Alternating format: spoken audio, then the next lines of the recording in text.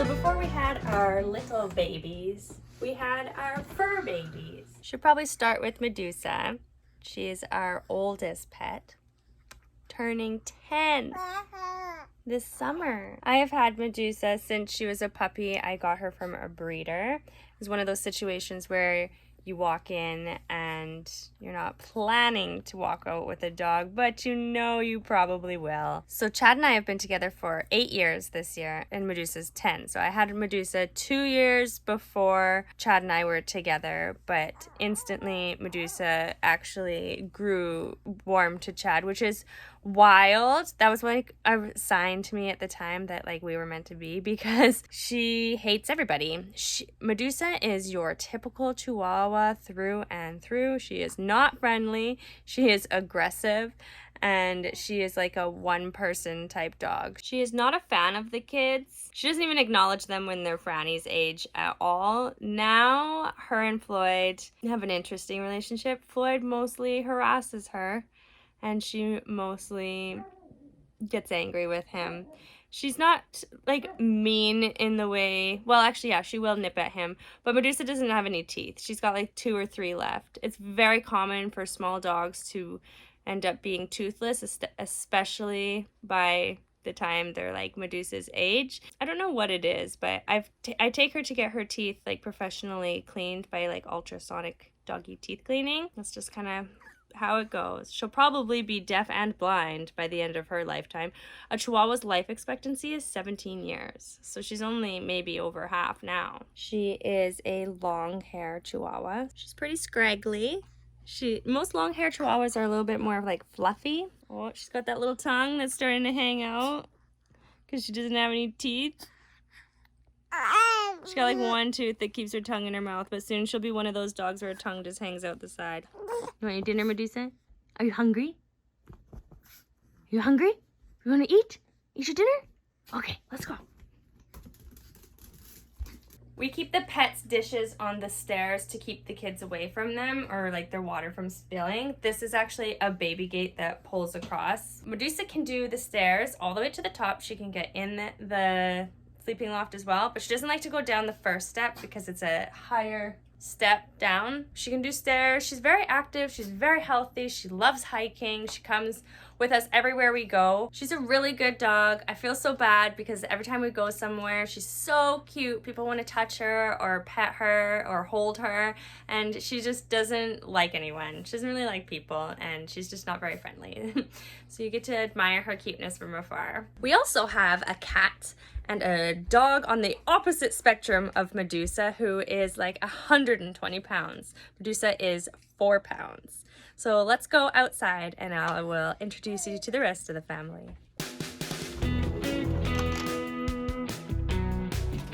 Hi, Bingy, what do you have? That's squeaking. Woo! Woo!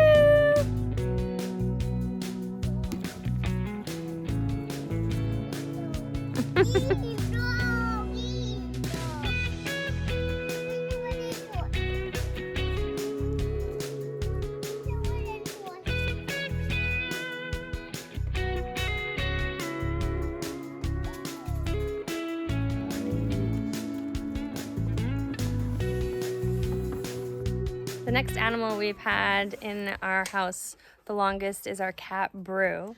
I got him from behind a brewery one day. I was beer tasting with a girlfriend, and this tiny little kitten, this little homeless kitten, needed somewhere to go, so I took him home. And that was years before we even lived in the tiny house too. He is such a good cat. Brew is a outside cat through and through. He loves being outside, but he also loves cuddles and he loves being inside. So we let him go in and out as much as he wants. We try to keep him inside at night, but sometimes he doesn't come home at night. And a few months ago, he was actually missing for an entire month, which was terrifying. I know, letting your cats go outside, you do risk that.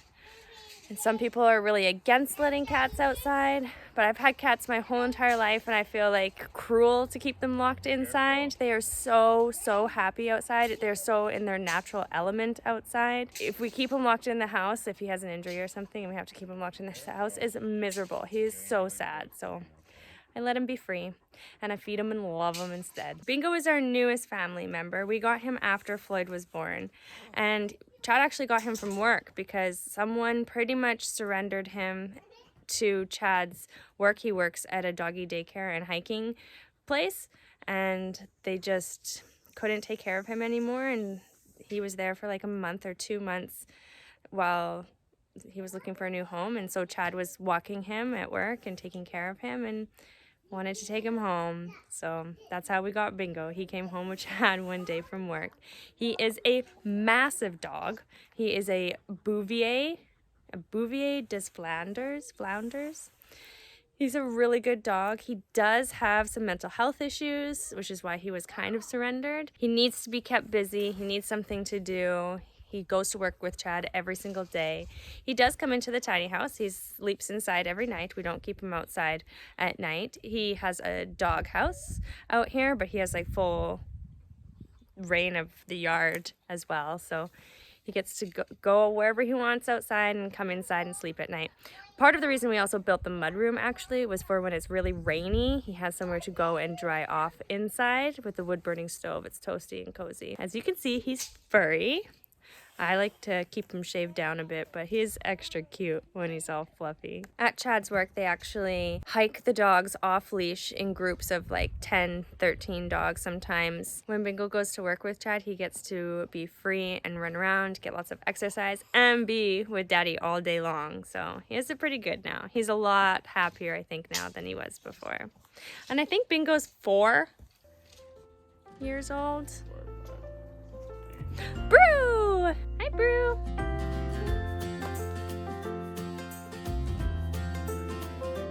Did you come home for dinner, Brew? Come in.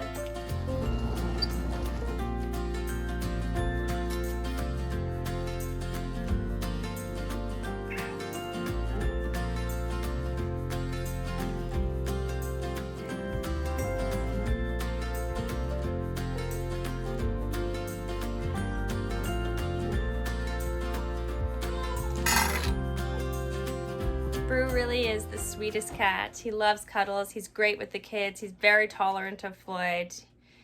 Sometimes I think he needs to teach Floyd a lesson so Floyd respects animals a little more. Floyd's good with the animals. He's just, you know, a toddler. Doesn't understand gentle, you know. I'm sure you know. Before kids, I was the kind of person that wanted 100 cats, 100 dogs. I wanted all the animals. I love animals, I really do. Now that we do have kids, I have no desire for any more animals. Children are enough. Plus, animals are like children. They require so much care and attention. I just feel like I'm spread thin between 2 children and 3 animals. It is a lot. We love all our animals dearly, and they are part of our family. They're not going anywhere. Just no more new ones for a while. Recently, Chad and I did a tour on Exploring Alternatives YouTube channel. They make tons of awesome videos about not only tiny houses, but really unique housing ideas. I love their channel. I've watched it for years. It was so exciting to finally be on their channel. I'll put a link to the video we were in right here. Check out our video. Check out all their other videos. They're awesome. But we got a lot of new faces from that video on our channel. I'm really grateful that you guys are here. I'm really excited that you're here. And I wanted to make this video about our pets because I noticed in the comment section on that video, there are a lot of people commenting on our pets. So now you know who they are. You know how they live with us. I want to say thank you for being here. I truly appreciate it from the bottom of my heart. And as always, I hope that you have a great rest of your day. We'll have a great rest of our day.